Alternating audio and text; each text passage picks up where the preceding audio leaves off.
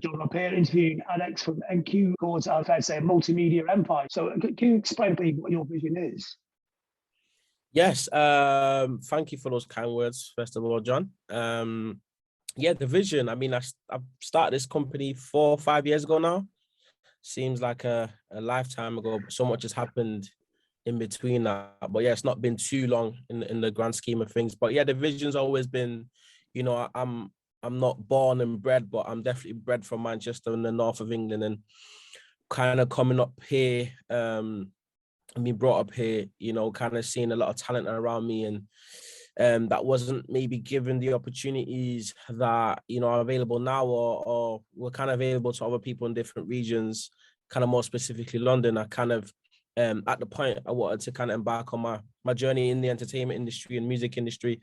I kind of took it upon myself to create those opportunities, rather than moving to London and kind of being part of that ecosystem. I wanted to kind of hopefully create an ecosystem down here. And even looking at the heritage that the North has, and specifically Manchester, in terms of like, the impact it's had on music in the culture within the UK, from Oasis to Joy Division, and also outside of that as well, in terms of like, the football, the music, the lifestyle, the entertainment, the nightlife, it's got so much to offer that I just felt like it's kind of underrepresented in regards to the music and the infrastructure side of things. So I kind of took it upon myself to make that a thing. It's interesting you mentioned heritage, because I think what you kind of do in a way, it's maybe not even that conscious of it, but you reflect quite a different Manchester. The Manchester we're in now is not the Manchester 30 years ago. This is an international city now. It had aspirations then, but now it is the international city, and I think you perfectly kind of mirror that.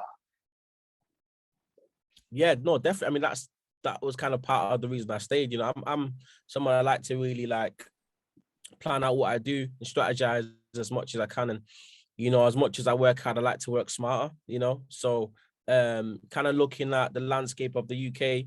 So at the time I was quite, I like to travel a lot. I was quite, mobile in regards to like being in different cities and seeing the landscape of the UK. So I was quite fortunate to understand a bit more about where the UK was at, and also kind of have a bit of foresight to kind of see, where it's going as well. And I think it's still something that's, in development stages in terms of the economy, but you can kind of clearly see there's a much more of an appetite for like kind of northern cities and people wanting to live here.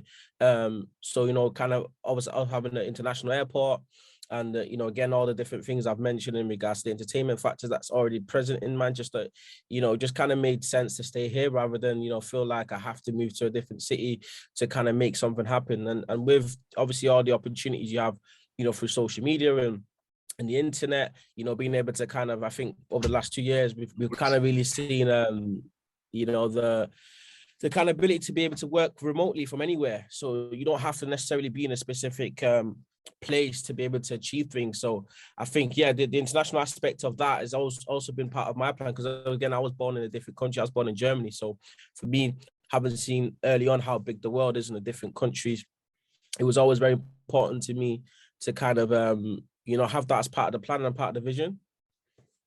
Yeah, I mean, you were born in Aachen in Germany, which is a small city in Germany, isn't it? I mean, how come you end up in Manchester with your parents or your people? Was it a Manchester connection that way? Yeah, Aachen. I was born in Aachen, small city in Germany. Yes, and yeah, we moved to Manchester mainly because we had a lot of family friends here, and German wasn't my mum's and dad's first language, but they're obviously very adept to it. We settled into the culture quite nicely. But it just felt like the UK, in terms of the education system specifically, I think had a bit more to offer. I think Germany is quite rigid in the way they kind of do things. So like, I've got 3 other siblings. So I've got an older sister who kind of struggled in terms of learning. She had a bit of learning difficulties when she was younger. And, how the education system works over there, they don't kind of account for people learning a bit slower and taking on things later on. So, they just felt like it was best to kind of us to kind of move and us resume our studies here, which I'm definitely thankful for, I guess. Yeah, I mean, it's interesting because in older music scenes, education was always frowned upon, but you're very pro education and very pro bettering yourself and pro making something good of your life, aren't you? Yeah, definitely. I think, you know, I always try. I mean, I went to uni. I did drop out, after 2 years. But my thing with education is there's all sorts of forms of education. It's all about, education with a purpose. I feel like I don't kind of subscribe to the point of educating yourself without real purpose of it and kind of knowing why you want it to do it, or what you're trying to get out of it. So I think it's really important to be able to really understand the kind of skills you want to learn, and then kind of look at the things you need to do to be able to learn those skills. So if that includes going to university or going to the college, or taking up a certain type of course or doing an apprenticeship, then again, figuring out those skills you want to learn and where you want to better yourself, or the careers you want to do or want to get into, and then kind of figuring out the best ways to do that. So what did you study at university? Was it like a business background? I actually studied business management with law. Wow, yeah. So you were well armed for the music business. Yeah, I wanted to be a management consultant, which, to be honest, I kind of do already in different in different aspects, I guess. Working across entertainment every day is different. You're working with different clients every day, and you're working across different businesses, management, publishing, records. Then obviously we've got our film and TV arm as well. So there's so many different skills and so many different people you're having conversations with, which obviously lends itself to that as well. Yeah.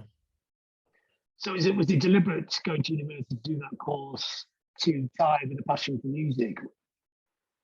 Yeah, I mean, my heritage is my family's heritage is a Nigerian background. To come from an African background where education is really important.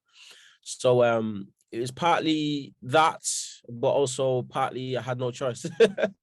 Yeah. So was music a driving force for you from a very young age? Or was it something like when you came to Manchester, it kind of switched on more for you? No, I mean, my first love was definitely football, I would say, but music has always been a big part of my life. Even during those times, I think it's a big part of everyone's life. But I would love music. It's something that was a big passion for myself. I used to kind of spend endless time listening to different albums and finding new music and discovering new talents, new artists, without even understanding what I was doing at that point, or why. It was just because I loved the music and I wanted to discover be the first person to discover a new artist, or this new person, or this new video, or this new music, this new song. Like, I just kind of share it with all my friends. So it was always a big passion of myself, of what I had within myself as well. And what kind of music was the driving force for you, or was it very eclectic? It was very eclectic. Yeah, it was also, it's like I used to listen to that Passenger, Imagine Dragons, and I'd find like a PNB Rock, or J. Cole or Drake. Like I used to kind of be on like these like mixtape websites and like look at interesting artwork, and then or interesting names, and then from that I would kind of pick what I'd listen to, and like I'd find like a Moro Masa, or one day I'd find, as I said, I'd listen to like an old Imagine Dragons album, or come across Birdie, just so much different songs. And I think what I used to always do as well, because obviously a lot of the main driving factors for a lot of artists is kind of their main singles. So once I kind of discovered like a single that I really liked, I'd kind of delve into it more, and then kind of look into a bit more of the catalog. So that's kind of how I found a lot of my favorite artists that I still listen to this day. So would you say you had an ear? You have an ear for a single. Something like that knack of just hearing a song, just knowing that's the song. Yeah, definitely. I think that's kind of why when I was thinking about my next steps into like the kind of music scene, on the entertainment scene, that I was very confident that I could do it, because a lot of the artists that I was finding and listening to, at the point I was finding them and I was becoming a fan of them, they weren't world stars or mega stars, and they were just still coming up. So seeing them from when I first discovered them to then maybe a year later down the line, them becoming massive and big, made me feel like, yeah, I knew what I was talking about, and I knew what was good music, in a sense. Did that not make you want to make music, or did you always prefer to sort of behind the scenes or creating a space for creativity to happen? Yeah, I mean, I've, I've, it's definitely been a thought in my head. I mean, I'm someone like I feel like I could do anything, you know. So if I felt, I've always said it. I always joke with my artists. I said to them like, look, one day like I could probably take up this music thing and be better than you. But it's just I think it's not something that because as well with all that and with that said, I know the time and the effort it requires. Because it's not just about picking up a mic and then going. You got to put the time and effort in to learn those different things. Same way I learned about the business, about what I'm doing now. I spent a lot of time researching and really, using the different things that are available to me to really understand what the business was about. So that's where, like, in terms of the music side, I know the time I'd need to put into it and the effort I need to put in it to be able to even master my sound if I was to ever do music. But I just felt like I'd leave that to the artists and the producers, and I kind of wanted to, even as well in terms of like on the A&R inside, I try to kind of stay away from it as much as I can because I'm still a fan. I want to be that fan. I want to be able to just get sent music and then tell them if I like it or not, rather than being in the studio telling them to change this and change that. So obviously to a certain extent you need to kind of understand what's going on, but I don't try to dabble it into it too much. If I feel like there's certain obvious things that I'd think need improving, then yes. But for me, the bed of a song, you can kind of always see whether it's got potential or not. In my opinion, that's kind of how I've wanted to keep it and how I started doing it in the first place. I mean, what age were you when you decided that the business was the driving force for you and you were going to actually be the business instead of the artist? I'd say probably around 2021. Yeah, probably around 2021. I mean, that's a really big decision, isn't it? I think, because most people when they're 20 or when they're teenagers, everybody wants to be on the mic, don't they? Nobody wants to be the one who's doing all the what we perceive as the boring stuff, but actually maybe you put your creativity into your business and you kind of got both. Definitely. I mean, I class myself, when people ask me what I do or who I am, I always kind of class myself as a creative entrepreneur because, as much as I understand the business and I'm kind of behind the scenes in regards to business, I'm very hands-on, especially when it comes to the, once the music's done, that you kind of do need to be creative in respect to how you get it out there, especially in this day and age when there's so many different tools and so many different things available to you. And as well, like, music is a big passion of mine. And I think, I always want to be able to make it as, I'm a fan of the industry. And when I see good things or good campaigns, like I really like delve into it and kind of look at what made it good or what made it great. And I really want to be able to kind of have those moments being replicated on the stuff I work on. So I want to look back on the stuff that I've put out or be part of and feel like, it was a great campaign. So yeah, I use my creativity in different ways. So rather than kind of working on the music, it's all the things outside of that, and also how to get the music out there and how to make the music come to life as well, because there's obviously the live aspect, there's the the music videos, there's the film side of things as well in terms of like really telling that story. So all those different things from once the music is there and it's been crafted, especially when like, again, me being involved in the music, obviously once the artist or the person you're working with, you're able to kind of give a insight into them that maybe they don't really see from their perspective, but it's such a thing where it's so close and dear to them in regards to like what they're speaking about, that again, for me to be involved and they're the best people to tell their own story. So for me to like kind of be involved on the music side, again, doesn't really make sense for me, but I'm able to kind of help amplify what they're saying and what they're trying to say with all the other things that we're doing and want to work on. So like, say like classic labels like Motown, where it was like a production line and people fitted into that production line. I imagine the way you do it is quite different. It's just each artist has their own narrative, their own story, and you just create a space for that to happen. 100%. I think I do like to have some sort of formula in regards to like, I kind of keep very simple. Like at the end of the day, without the music, then there's nothing else we can do. So it's like, I always encourage artists and I tell artists, like, look, if you're not spending time in the studio, then you can't really call yourself an artist. So it's about making music and really from there being able to express your creativity, and then we can add the value on top of that. But every artist is different, so the value that you add or the way the artist does something, that's again where the value we add is about being able to make them as comfortable and as efficient as possible in regards to being able to make the music, but then also to kind of off the back of that be able to help amplify the music and make it be seen in places that they can't, get their music into. So that's kind of how I look at it in my approach to things. I try to kind of keep it as simple as possible. And I think artists sometimes can get too worked up on just like the numbers and the figures and trying to get it out there and stuff like that. And at the end of the day, if the song is not good, it's only going to go so far. You can push it as much as you can, but like for me, it starts with good music, and then with good music you can add everything else. But without good music, I wouldn't want to work the other way around. It just doesn't make sense. You can make something look as nice as possible, but if it's not nice, you're not going to go back and taste it. So it's like, even with the era of streaming, it's like people can kind of consume your music and you get opened up to a lot more of a wider audience. But like, if the music isn't good, we can try and get it in front of them. But if they don't take it on, or if they listen to it once and then don't like it, then, they're not going to come back. Whereas like, if you focus on your music and your craft, like they can keep going back and keep going back. So, and that's kind of where I was encouraged artists. They just really focus on the music and focus on making the best music they can. And however we can help with that in terms of our writers, our producers, or features and collaborations and access to our contacts. Then once we've got that, then we can really add more value in regards to helping it get out there and doing all the promotional marketing stuff. Yeah, I mean, that's part of your kind of almost like a unique model, isn't it? Because you manage the writers as well. You've got the space in the building where you've got the studios.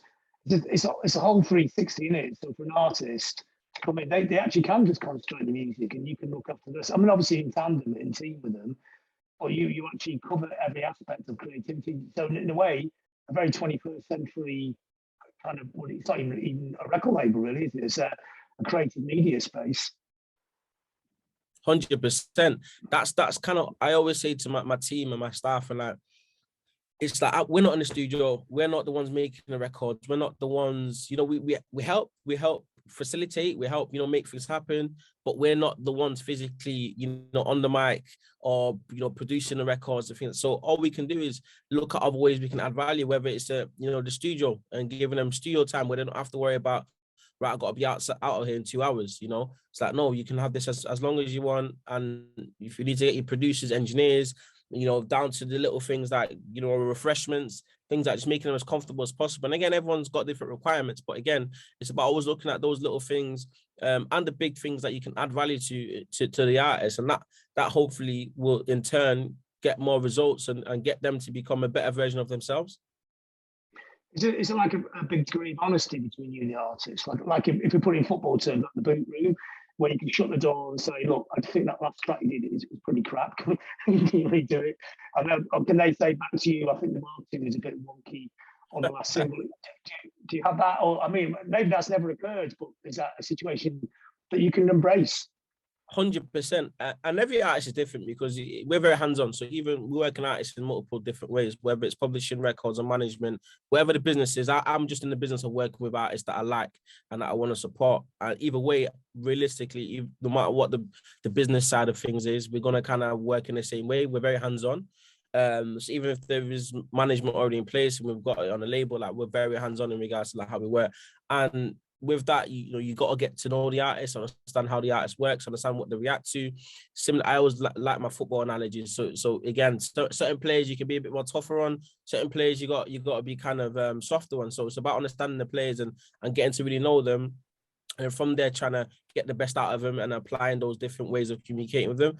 But I like to be very open and honest, just because there's no point like I was lying to ourselves. At the end of the day, we're here to kind of put great music out. As much as we try to feel part of the music as the artist does. So we wouldn't want to put something out that isn't great because we feel like it's our song, whereas similar to the artist, they wouldn't want to put out something that's got their name on it. So it's very important that we're all open and honest. And again, sometimes when you're an artist, you kind of can get caught up in the artist world and kind of not seeing it from a different perspective. So we're there to give that different perspective and give an honest perspective. And you're not always going to agree, but you know, knowing that both of you guys are trying to really push each other to become the best, because that's what it's about. You know, it's not about trying to start an argument for no reason. It's about trying to really elevate what we're trying to do here and really create the best work we can possibly create. It's interesting you brought up the football thing. So I was wondering that. I mean, how much did you learn from being a football semi-pro level? How much did you learn about how to bring to a record label and to music business from that? I'm imagining discipline and being able to talk to people pretty straight as well. Yeah, so much. I mean, I use a football analogy all the time. Like even my marketing team over there, I was kind of describing it to them, like, you know, when we're kind of working with an artist, really getting to understand what the artist is, understand the artist's vision, so then we're able to kind of really execute and figure out all the things in between. So it's the same way I said to them, like, look, if I was a football manager, the first thing I do once I get into a club, if I'm at a new club, I'm going to assess all the players. I want to see what they've got. I want to see what their weaknesses are, their strengths are.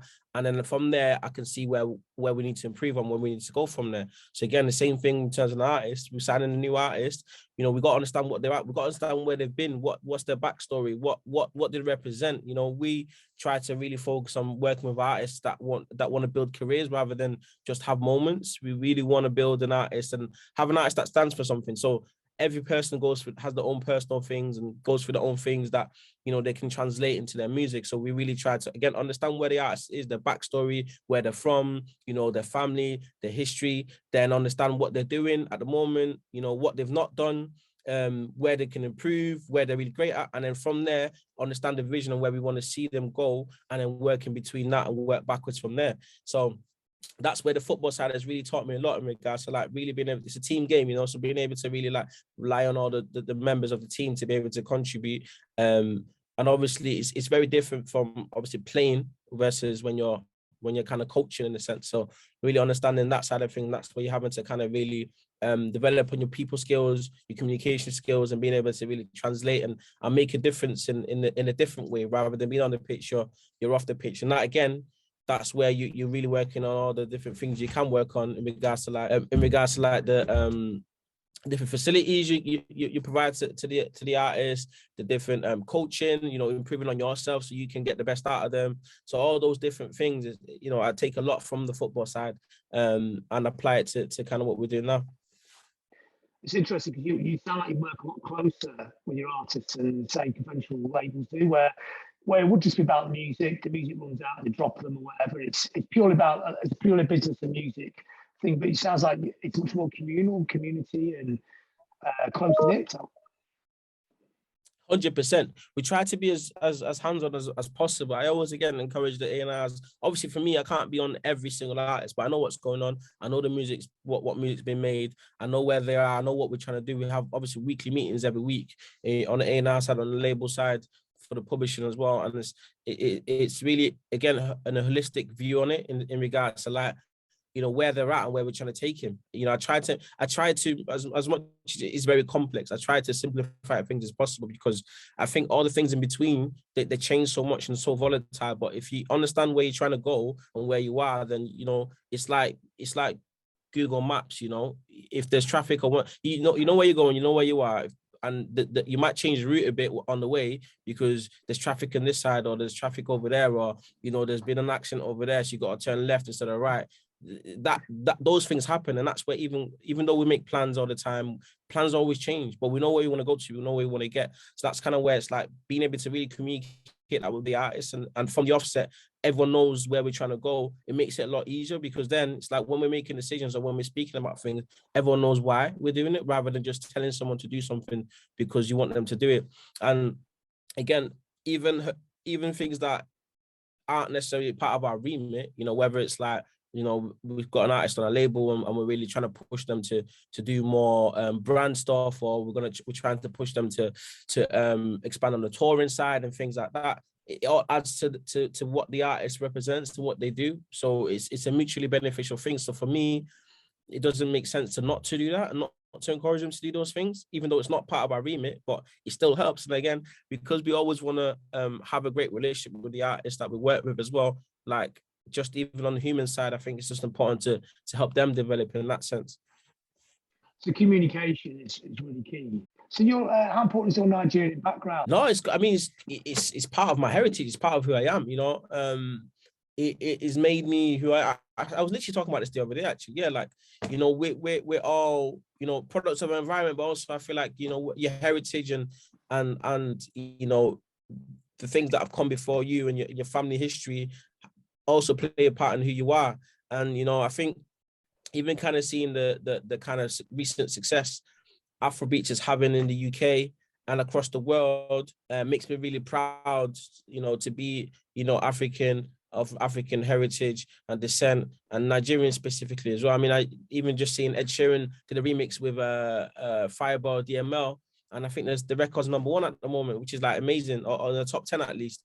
That makes me really proud, you know. It makes me really proud. It makes me. I've been to Nigeria as well, so being able to go there and see, you know, the history of my family, my extended family and things like that really make me proud, and also encourages me to kind of keep going as well, because to see like kind of where you come from, where your families come from, to where things are at now, you know, it definitely makes me feel proud and encourages me to keep going. It's interesting at the moment in the UK because the Nigerian community and the diaspora are really important in creating. Because like, as you said, that you kind of, from all the different meetings or all the businesses I work with, there's always seems to be someone from Africa or from Nigeria within the business or the company, and you kind of just recognize each other, and you kind of like, it's kind of a mutual unsaid respect, you know, in the sense of like, you know, keep doing what you're doing and cracking on, and that support is there if anyone has ever needed it. I'm someone that like, I lend my hand to anyone who asks anyway. Literally this morning I had 2 emails from 2 people that were meant to see me at a seminar that I was meant to go to, but I couldn't make it, unfortunately, and they were really looking forward to seeing me. They emailed me and said, oh, like, we didn't see you, but, you know, would love to kind of just get some advice and things like that.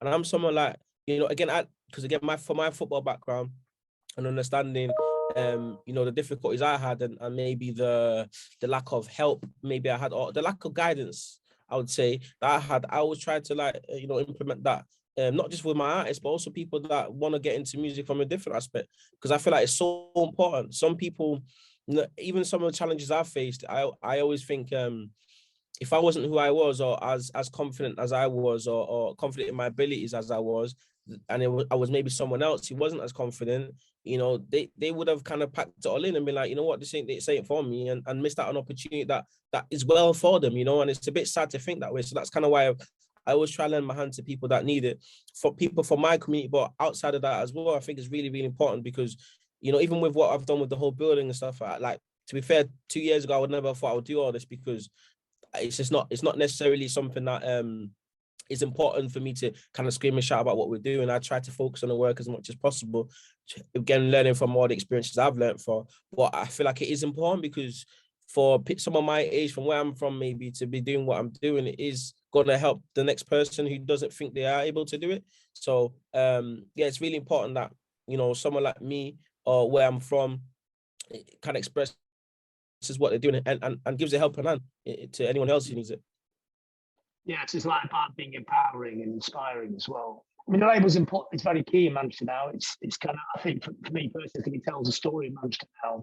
But it's an international label as well. And I just want to think about the Africa thing as well, because Africa now, it's so full. Every country in Africa got this amazing electronic music scene. And I guess, of course, you're aware of all this. But is this something you feel attached to at all, or do you keep an eye on it? And do you think that maybe finally in the 21st century, Africa's actually, you know, not be so much of a broken place, but it's already it's future looking, isn't it? It's new Africa, isn't it? And the music to me is a driving force, a reflection of that. And those things you think about very much. 100%. And I'm, to be fair, I'm due a trip.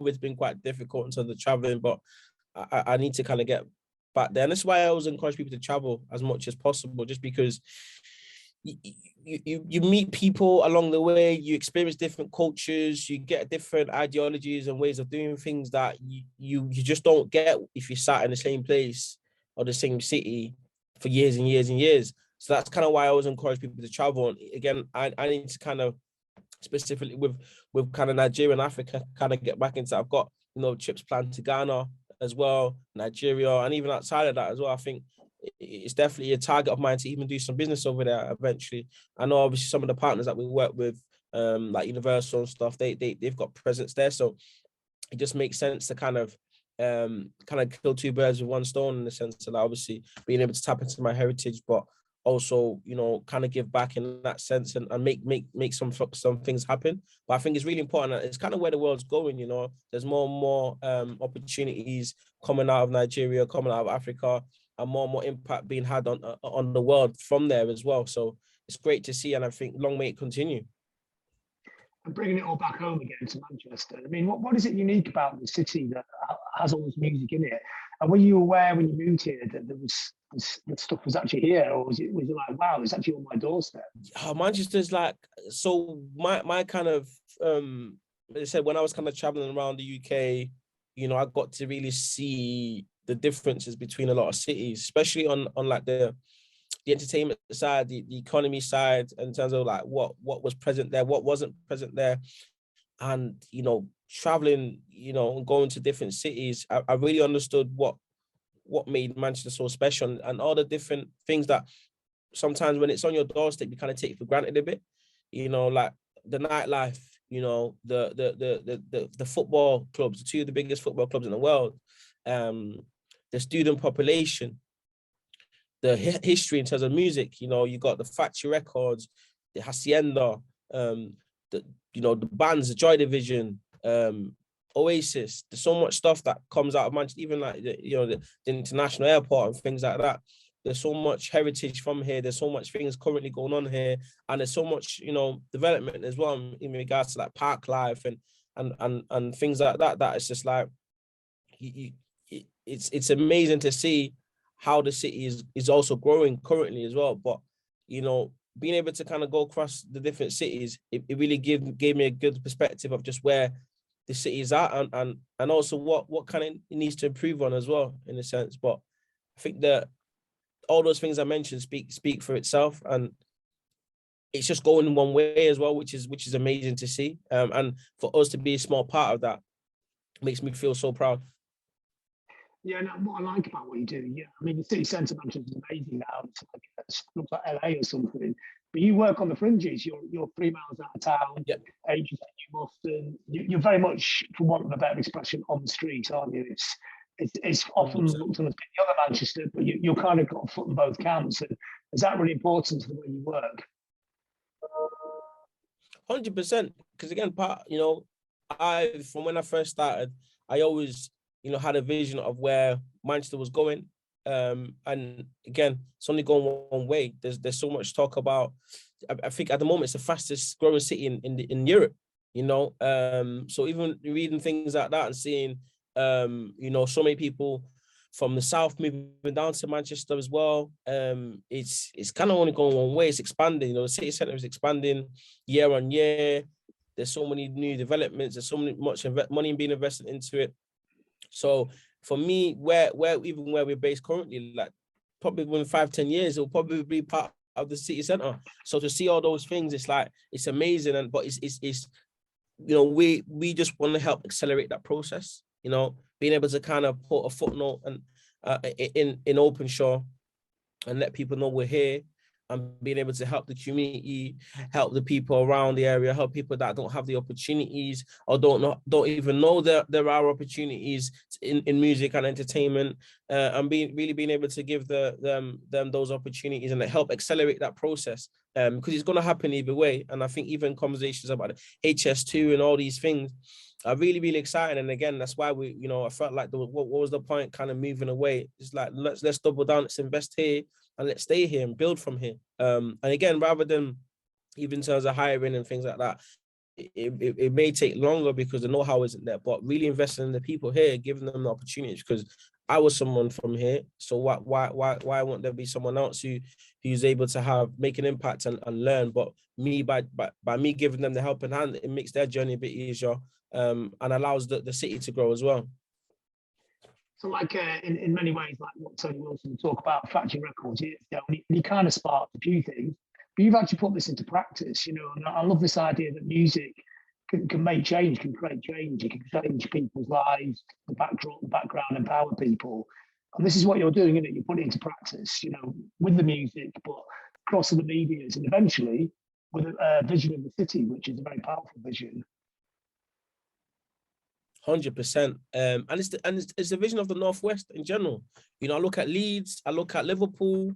You know, even when we look at, again, economically, the fastest growth is within the Northwest. So to see all those different things, I feel just as much as proud of those different cities and their growth. And we're you know, looking at artists and looking at talent from there as well. You know, it's only like 40 to an hour down the road. So, you know, when I look at those things, that's just as important for the ecosystem as Manchester itself. So being able to kind of, again, have those conversations with people from those places and really help and see where we can help and add value is a great thing. Yeah, I mean, it's not a local label at all in a local city. It's an international label that's in an international city, isn't it? 100%. And that, again, there's only so much, you know, we could have done in 4 or 5 years, but like the aim, it really is for like global dominance. We want to be able to have you know, headquarters in or have presence in different markets across Europe, across the world. That's the aim. And we want to be able to, you know, work with artists that are really making an impact, not just in Manchester, not just in the UK, but across the world. And that's kind of what we're focused on. That's, again, where even part of what we're doing here is really try to instill that mentality into people from this region. Because, again, when you're not kind of used to a lot of success or a lot of things that you know are kind of bigger than just your area, it's quite hard to kind of see that as a reality, as a possibility. So that's kind of where, you know, us being here and being at the doorstep and doing it, you know, hopefully it's gonna, you know, empower the next generation to really feel like, yeah, it's possible. You know, Adex is doing it, Aitch is blown from here. It's like, yeah, like I could do this as well. And again, we're always open in terms of helping and giving people a helping hand or giving them the opportunity to do it. And I think it's just about really encouraging people to take that opportunity and believe that it's possible. And finally, one of the key things about Manchester, big city, but there's so much music here, but it crosses over. Everybody kind of knows what everybody else is doing in different musical styles. And that melting pot, do you think that's really important for what you're doing and how you operate and how you listen to music as well?